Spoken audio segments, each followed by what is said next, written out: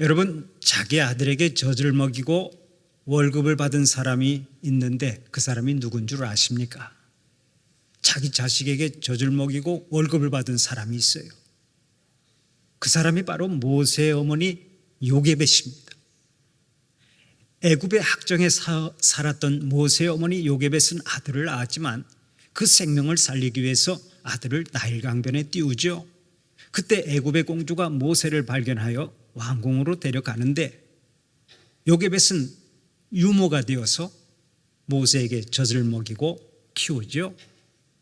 애굽의 공주는 모세의 이름을 애굽어로 모우세스라고 지어주었습니다.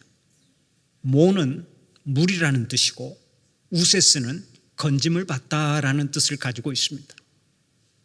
물에서 건져냈기 때문에 모우세스, 물에서 건짐을 받은 자라는 뜻의 이름을 붙여준 것입니다. 이 애굽식 이름인 모우세스가 훗날 히브리인들의 발음을 따라 히브리식 이름인 모세로 바뀌었는데, 모세라고 하는 이름은 건져내는 자라고 하는 뜻을 가지고 있습니다. 그러니까 모세가 히브리식 이름을 갖게 되면서부터 그의 이름 뜻도 물에서 건짐을 받은 자에서 물에서 건져내는 자가 된 것입니다. 이 이름의 변화 속에서 우리는 하나님의 깊은 섭리를 알 수가 있습니다. 모세의 이름 속에는 하나님께서 모세에게 부과하신 민족적 대사명이 한마디로 함축되어 있기 때문입니다. 죽음의 강 나일강에서 건짐을 받은 모세는 장차 이스라엘 백성들을 굴종과 예수의 땅 애굽에서 구출하고 죽음의 강 홍해에서 이스라엘 백성들을 건져내야 할 사명을 갖게 된다는 것입니다. 얼마나 절묘합니까? 마침내 때가 되었습니다. 오늘의 본문을 보면 모세의 나이 80세 때 하나님께서 모세에게 명령하십니다. 모세야, 이제 애굽을 향해 가라. 그러나 모세는 즉각 핑계를 댑니다. 하나님, 저는 말을 못합니다. 모세야, 사람의 입을 누가 지었느냐? 그리고 말 잘하는 내 형 아론이 있지 아니하냐? 어서 떠나거라. 이렇게 말씀하신 후에 하나님께서는 친히 보너스까지 주십니다. 너는 이 지팡이를 손에 잡고 이것으로 이적을 행할지니라. 마침내 모세는 하나님의 지팡이를 짚고 애굽으로 들어갔습니다. 출애굽을 감행했습니다. 압제에 신음하는 이스라엘 백성들을 이끌고 가나안 땅을 향했습니다. 홍해가 가로막았습니다. 그러나 모세는 지팡이로 바다를 갈랐습니다. 물이 없었을 때는 반석을 쳐서 생수가 터져 나오게 했습니다. 숱한 어려움이 있었지만 모세는 모든 것을 이겨냈습니다. 하나님이 살아계신 것을 온 세상에 널리 증거했습니다. 하나님의 뜻을 이루고 하나님의 영광을 높이 드러냈습니다. 그런데 하나님은 오늘 또 우리를 통해서 이러한 역사를 이어가기를 원하십니다. 하나님의 나라를 크게 확장시키고 진히 영광 받으시기를 원하십니다. 그래서 우리를 부르시고 우리에게 은혜 주시고 우리에게 은사 주시고 우리에게 능력을 주셨습니다. 그러면 우리가 어떻게 일할 때 선교의 사명을 다하고 하나님의 나라를 크게 확장시켜 나갈 수 있겠습니까? 첫째로 두려움과 열등감을 극복해야 우리 하나님 맡겨주신 사명을 잘 감당할 수가 있습니다. 오늘의 본문 2절을 보면 하나님께서 모세에게 친히 물으시죠. 모세야, 내 손에 있는 것이 무엇이냐? 모세가 대답합니다. 지팡이입니다. 그때 하나님께서 그것을 땅에 던지라 하고 명령하시니까 모세가 그 지팡이를 땅에 던졌습니다. 그랬더니 지팡이가 뱀이 되었습니다. 하나님께서 다시 말씀하십니다. 내 손을 내밀어 그 꼬리를 잡으라. 모세가 손을 내밀어 꼬리를 잡으니 그 손에서 다시 지팡이가 되었습니다. 여기서 뱀은 애굽과 바로왕의 왕권을 상징하는데 우리가 아는 대로 뱀은 무섭습니다. 그래서 뱀이 나타나면 사람들이 하나같이 주랭랑을 칩니다. 모세도 뱀과 같은 바로왕을 피해서 도망친 전력이 있습니다. 그런데 오늘의 본문을 보면 하나님께서 뱀의 꼬리를 잡으라고 명령하십니다. 용기를 내서 뱀을 잡아도 머리부터 잡아야 안전한데 손을 내밀어 꼬리를 잡으라고 명령하십니다. 참으로 위험한 일이죠. 믿음이 필요하고 용기가 필요합니다. 그런데 모세가 용기를 내서 뱀의 꼬리를 잡았더니 그 뱀이 지팡이가 되었습니다. 그 지팡이를 다시 잡았는데 그렇게 지팡이를 던졌더니 지팡이가 뱀으로 변했습니다. 무슨 얘기입니까? 지팡이가 뱀을 마음대로 다루는 것처럼 이제 모세도 바로왕을 마음대로 다루고 영적인 전쟁에서 이기게 된다는 것입니다. 여러분, 이것이 얼마나 감사한 일입니까? 오늘 우리도 하나님의 사랑을 믿고 순종하면 모든 두려움을 물리치고 승리하게 되는 줄 믿으시기 바랍니다. 그런 의미에서 우리는 날마다 세상이라고 하는 애굽에 대한 두려움을 먼저 극복해야 합니다. 우리에게 능력 주시는 자 안에서 우리는 모든 것을 알 수 있습니다. 믿는 자에게는 능치 못함이 없는 줄로 믿으시기를 바랍니다. 골리앗이 이스라엘 군대와 여호와 하나님을 모독할 때 아무도 그 앞에 나서지를 못했습니다. 그러나 다윗은 골리앗을 두려워하지 아니하고 만군의 하나님 여호와의 이름으로 나아가 소리를 쳤습니다. 너희는 칼과 단창으로 나아오거니와 나는 만군의 하나님 여호와의 이름으로 나아가노라. 이렇게 소리치며 전진에 나아갔는데 그 담대함이 골리앗을 거꾸러뜨렸습니다. 바로 이것입니다. 다윗처럼 두려움을 극복하고 하나님의 이름으로 나아가기만 하면 하나님께서 우리에게 승리를 주시는 것입니다. 이스라엘 백성들이 가나안 땅을 정탐할 때도 똑같은 역사가 일어났죠. 12명의 정탐꾼 중에 10명의 정탐꾼은 가나안 족속들을 두려워했습니다. 그래서 40일 동안 가나안 땅을 정탐한 후에 이스라엘 백성들 앞에서 이렇게 보고했습니다. 가나안 족속들은 신장이 장대하고 하나같이 거인들입니다. 그에 비하면 우리들은 메뚜기에 불과합니다. 가나안 땅에 들어갔다가는 다 몰살하고 말 것입니다. 소위 말하는 메뚜기 신드롬을 가지고 두려움에 떨었습니다. 그렇게 두려움에 사로잡히니까 적과 꿀이 흐르는 가나안 땅도 그냥 그림의 떡이 되고 말았습니다. 얼마나 불행한 일입니까? 그러나 2명의 정탐꾼인 여호수아와 갈렙은 완전히 달랐습니다. 40일 동안 가나안 땅을 정탐한 후에 그들은 이스라엘 백성들 앞에서 이렇게 말했습니다. 우리가 두루다니며 정탐한 땅은 심히 아름다운 땅입니다. 젖과 꿀이 흐르는 땅인데 우리가 쳐들어가면 우리는 가나안 땅을 능히 정복할 수 있습니다. 하나님이 우리와 함께 하십니다. 당장 쳐들어갑시다. 그들은 우리의 밥입니다. 여호수아와 갈렙은 두려움이나 열등감이 없었습니다. 하나님이 어떤 분인지를 너무나 잘 알았기 때문에 일체의 두려움이나 열등감이 전혀 없었던 것입니다. 그런데 본문에 나오는 모세는 깊은 열등감이 있었습니다.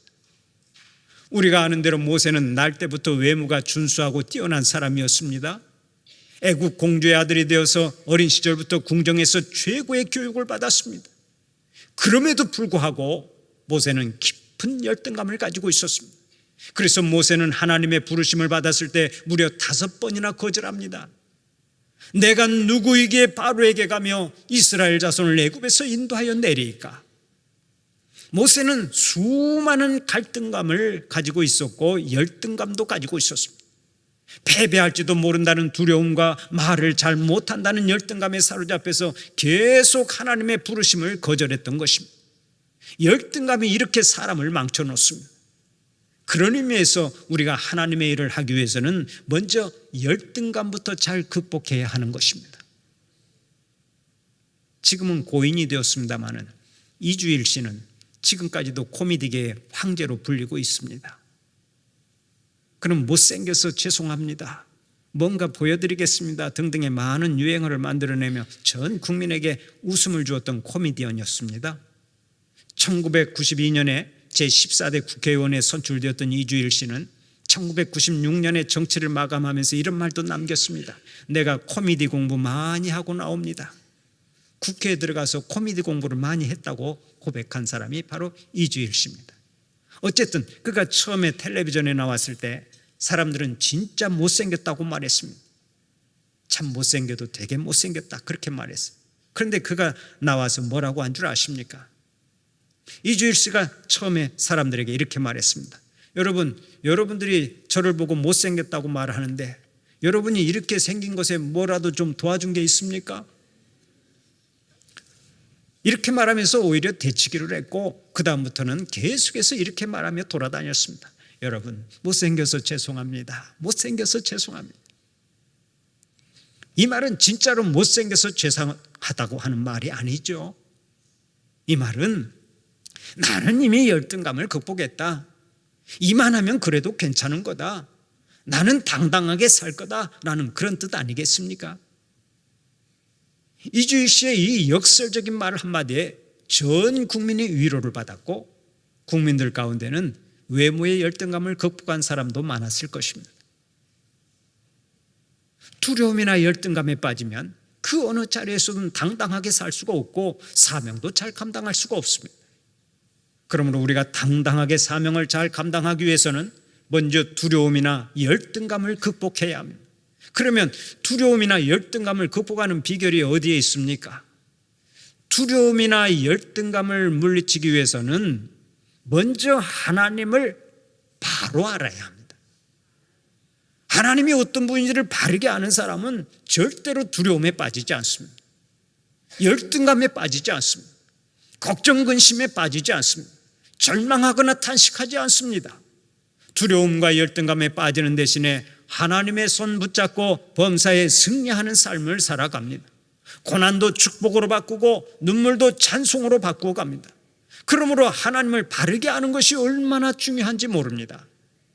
이사야 41장 10절을 보면 하나님께서는 오늘도 우리에게 친히 약속하십니다. 두려워하지 말라. 내가 너와 함께함이라. 놀라지 말라. 나는 네 하나님이 됨이라. 내가 너를 굳세게 하리라. 참으로 너를 도와주리라. 참으로 나의 의로운 오른손으로 너를 붙들리라. 이사야 43장 2절 3절을 통해서도 약속하십니다. 내가 물 가운데로 지날 때에 내가 너와 함께 할 것이라. 강을 건널 때에 물이 너를 침몰하지 못할 것이며 내가 불 가운데로 지날 때에 타지도 아니할 것이요 불꽃이 너를 사르지도 못하리니 대전 나는 여호와 내 하나님이요 이스라엘의 거룩한 이요 내 구원자임이라. 그리고 요한복음 16장 33절을 통해서도 친히 말씀하십니다. 이것을 너희에게 이르는 것은 너희로 내 안에서 평안을 누리게 하려 함이라. 세상에서는 너희가 환난을 당하나 담대하라. 내가 세상을 이겼노라. 하나님은 우리와 함께 하시고 우리를 굳세게 해주시고 우리를 도와주시고 우리를 불꽃 같은 눈으로 지켜주시고 승리 주신다고 약속하십니다. 잊지 마십시오. 하나님은 전능하신 창조주이십니다. 하나님은 우리의 아버지가 되십니다. 하나님은 우리를 이 땅에 보내신 분이십니다. 하나님은 우리를 영원히 지켜주시는 분이십니다. 하나님은 홍해를 육지처럼 건너게 하시는 분이시고 사자의 입을 봉하시는 분이시고 풀무불 가운데서도 머리카락 하나 타지 않도록 보호하시는 분이십니다. 사랑하는 우리 성도들은 두려움과 열등감 대신에 믿음 가지고 항상 담대하게 살아가는 복이 있기를 간절히 축원합니다. 두 번째로 협력해야 합니다. 오늘의 본문 14절 15절을 보면 이렇게 말씀하지요. 여호와께서 모세를 향하여 노하여 이르시되 레위 사람 내 형 아론이 있지 아니하냐? 그가 말 잘하는 것을 내가 아노라. 그가 너를 만나러 나오나니 그가 너를 볼 때 그의 마음에 기쁨이 있을 것이라. 너는 그에게 말하고 그의 입에 할 말을 주라. 내가 내 입과 그의 입에 함께 있어서 너희들이 행할 일을 가르치리라. 이 말씀은 하나님께서 모세를 위해 형 아론을 붙여주시겠다는 약속입니다. 사람들 앞에서 말을 잘 못하는 모세에게 말 잘하는 형 아론을 같이 보내주신다는 것입니다. 결국 모세는 아론을 그의 대변인으로 삼고 힘을 합쳐서 사역을 성공적으로 수행합니다. 이렇게 하나님의 일은 서로 협력할 때 성공하는 거예요. 돈 있는 사람은 물질로 봉사하고 음악에 조예가 있는 사람은 음악으로 봉사하고 미술에 재능이 있는 사람은 미술로 봉사하고 힘이 있는 사람은 힘으로 봉사하고 가르침의 은사가 있는 사람은 교사로 봉사하고 긍휼의 은사가 있는 사람은 어려운 사람을 도와주면서 봉사할 때 주님의 몸된 교회는 든든하게 서갑니다. 서로 부족한 점을 채워줄 때 교회는 큰 힘을 발휘하고 교회의 사명을 다할 수 있는 것입니다. 우리 교인들이 서로 힘을 합치면 못할 일이 없습니다. 혼자서는 힘들지만 모든 교인이 힘을 합하면 무엇이든 할 수 있습니다. 내게 능력 주시는 자 안에서 모든 것을 할 수 있는 줄 믿으시기를 바랍니다. 그런 의미에서 교회에는 가는 선교사가 있으면 보내는 선교사가 있어야 합니다. 파송을 받는 선교사는 가는 선교사고, 파송을 하는 우리는 보내는 선교사입니다. 우리가 기도로 후원하고 마음으로 후원하고 물질로 후원할 때 선교의 열매를 풍성히 거두게 되는 것입니다. 근본에 우리 교회가 지원해서 건축한 아프리카 탄자니아의 이솔레 초등학교와 루안다 카욘자의 초등학교의 준공식, 그리고 카욘자 중학교의 기공식을 잘 마치고 돌아왔습니다. 또 우간다 신학교와 탄자니아 이솔레 초등학교의 펌프시설 설치 준공식과 콩고의 고아원 설립 보고 감사 예배를 드리면서 하나님께 영광을 돌렸습니다. 교회와 개인의 헌금 약 3억 5천만 원을 지원해서 이런 결실을 거두었는데, 이건 역시 협력하여 이룬 놀라운 결실입니다. 그런데 우리가 아프리카 선교에 동참하게 된 계기가 있습니다.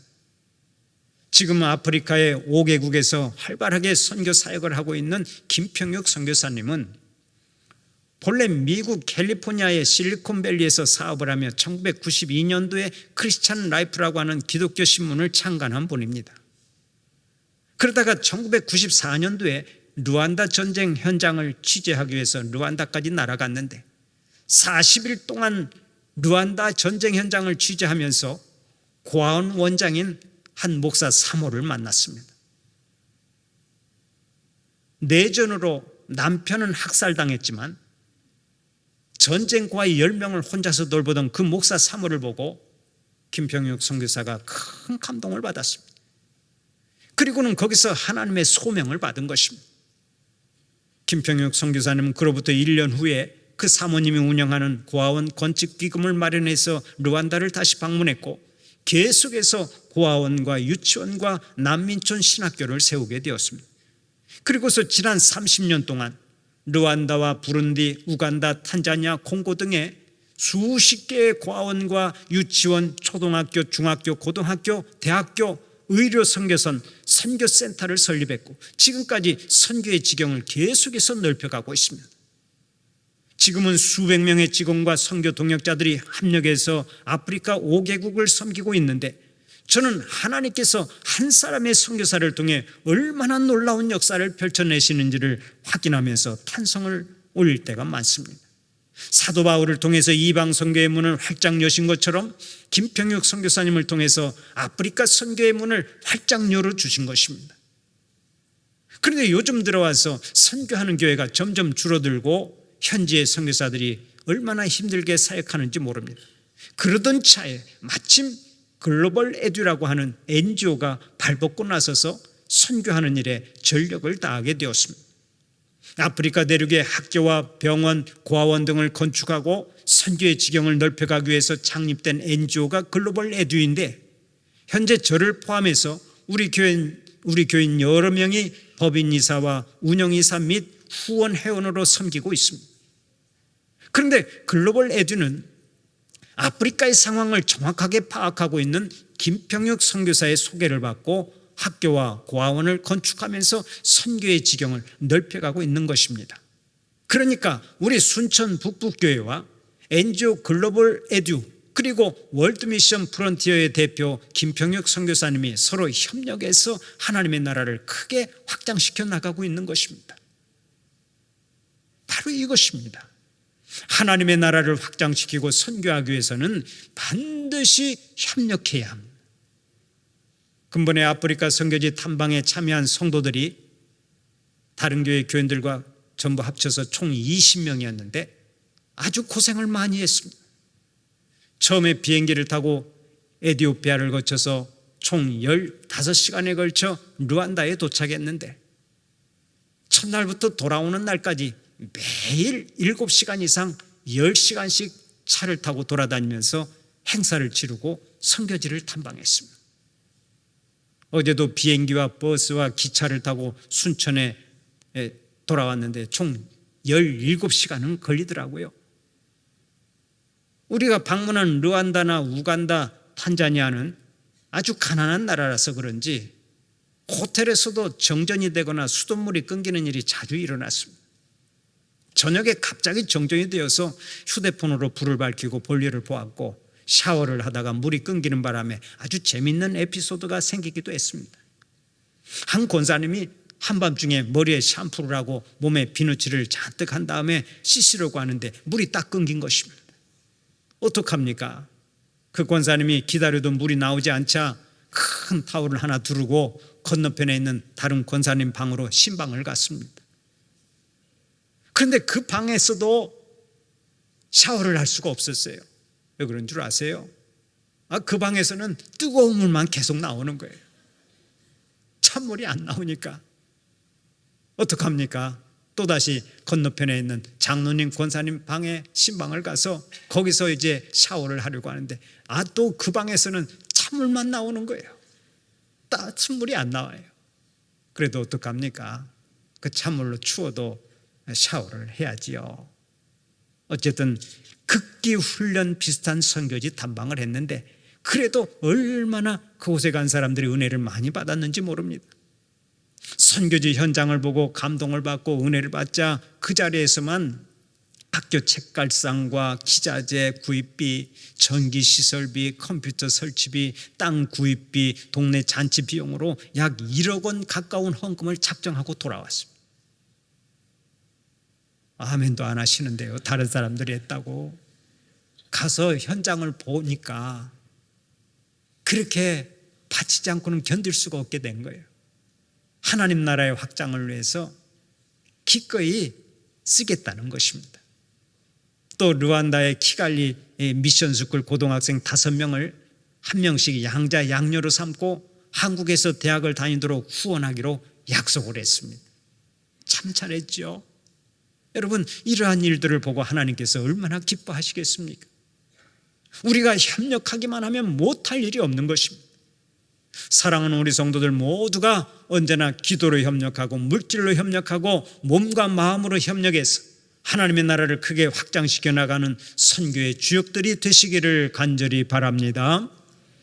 우리 한국교회의 역사를 보면 우리나라의 최초의 선교사로 들어온 언더우드와 아펜셀러 선교사는 교회를 먼저 개척했지만 동시에 기독교 학교를 많이 세웠습니다.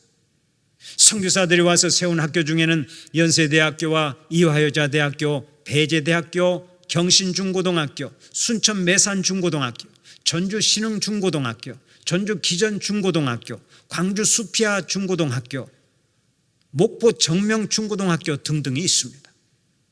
이런 기독교 학교에서 예수 믿는 사람들이 얼마나 많이 배출되었습니까? 이제는 우리가 이 사랑의 빚을 갚아야 할 때가 되었습니다. 그래서 수억 원의 헌금을 모아서 미션 스쿨을 지어주고 선교하고 있는 것입니다. 그런데 이런 선교는 협력하지 않으면 열매를 거두지 못합니다. 가는 선교사가 있으면 반드시 보내는 선교사가 있어야 하는 것입니다. 가는 선교사가 최전선에서 영적 싸움에 들어가면 후방에서는 보내는 선교사가 기도의 실탄도 보내주고 물질의 박격포도 쏘아주고 협력해야 승리할 수 있는 것 아니겠습니까? 우리 교회에서는 세계 여러 나라에 보낸 선교사들을 위해서 쉬지 않고 기도하고 있습니다. 최선을 다해 물질로 후원하고 있습니다. 사랑하는 우리 성도들은 보내는 선교사의 사명을 잘 감당해서 선교의 지경을 계속해서 넓혀가는 하나님의 종들이 되시기를 바랍니다. 마지막으로 하나님의 지팡이를 손에 잡아야 합니다. 하나님의 뜻을 이루고 선교의 지경을 넓혀가기 위해서는 하나님께서 주시는 지팡이를 손에 잡아야 한다는 말씀입니다. 오늘의 본문 17절을 보면 이렇게 말씀합니다. 너는 이 지팡이를 손에 잡고 이것으로 이적을 행할지니라. 하나님은 모세에게 돈을 주시지 않았습니다. 수레와 병거를 주시지 않았습니다. 오직 지팡이 하나만을 주셨습니다.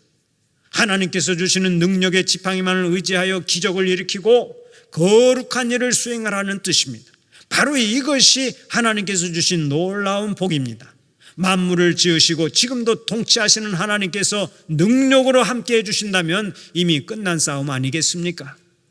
하나님의 지팡이를 손에 잡은 사람들은 완전히 이긴 싸움을 하는 것입니다. 하나님의 약속대로 모세는 가는 곳마다 기적을 일으켰습니다. 지팡이를 붙잡고 기도할 때마다 애굽 사람들에게 재앙이 일어났습니다. 결국 바로 왕이 항복하게 되었습니다. 지팡이를 들어 홍해를 치자 바다가 갈라졌습니다. 반석을 쳤을 때는 생수가 터져 나왔습니다. 하나님께서 주신 능력의 지팡이를 의지할 때마다 놀라운 역사는 계속해서 일어났습니다. 오늘 여러분의 손에도 하나님의 지팡이가 들려있기를 축원합니다. 하나님의 사람들 손에는 하나님의 지팡이가 들려있어야 합니다.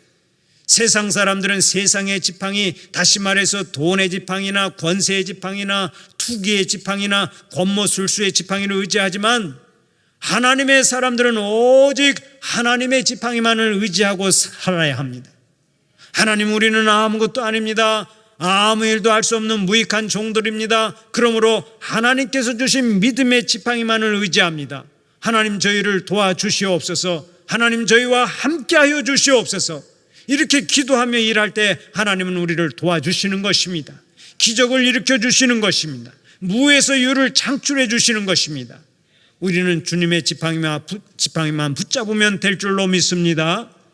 모세를 보십시오. 모세는 80세에 지팡이 잡고 성공했잖아요. 사실 모세는 40세에 혁명을 일으켜서 이스라엘 백성을 해방시켜 보려고 주먹을 휘둘렀습니다. 그러나 혁명은 실패로 끝나고 한많은 망명 생활이 시작되죠. 그러다가 양치기로 전락해서 허구한 날 양이나 치다가 80세가 되었습니다. 그러나 바로 그때가 하나님의 때였습니다. 하나님은 모세의 나이 80세가 되었을 때 모세를 찾아와 말씀하십니다. 모세야, 이제 가라, 때가 되었느니라. 지금 세계 선교의 중심은 한국으로 옮겨오고 있습니다. 미국도 선교사 수가 계속 줄어드는데 우리나라는 여전히 늘어나고 있습니다. 얼마 있지 않아 세계 최선교의 최강국이 될 것으로 예상합니다. 그러므로 우리는 선교의 열정만 가지고 있으면 됩니다. 하나님은 모세에게 명령하셨습니다. 모세야, 이제 가거라. 모세야, 이제 가거라. 그분 하나님께서 이제는 우리에게 말씀하십니다. 나의 자녀들아, 이제 가라. 이제는 너희가 가서 세상 사람들을 출애굽시켜라. 땅끝까지 이르러 생명의 복음을 널리 전파하라. 사랑하는 우리 성도들이 주님의 이 준엄한 명령 받들어서 세상 한복방 깊숙이 들어가 널리 복음을 전파하고 하나님의 나라를 크게 확장시켜 나가는 선교의 주역들이 되시기를 간절히 축원합니다.